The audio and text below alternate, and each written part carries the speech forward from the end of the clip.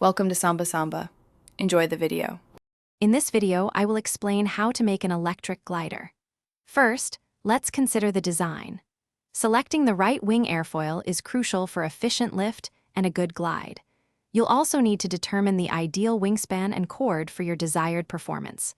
Remember to choose lightweight materials such as balsa wood or foam to keep the overall weight down, which is key for a successful glider. Now, let's talk about the electric components. You'll need a brushless motor that provides sufficient thrust for your glider's size and weight. A lithium polymer battery, often a 3s or 4s pack, will power your motor and electronics, so choose one with enough capacity for your desired flight time.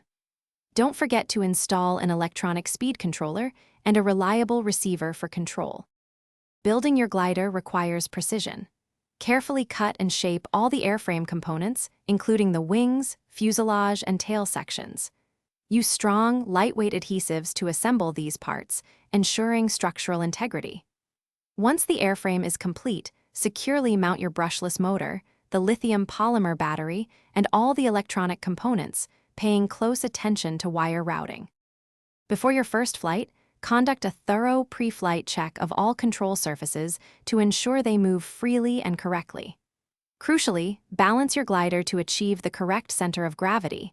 This is vital for stable flight. When ready, launch your glider into a gentle headwind, using a smooth, controlled throw for the best initial test flights. Thanks for watching. Consider subscribing if we helped you.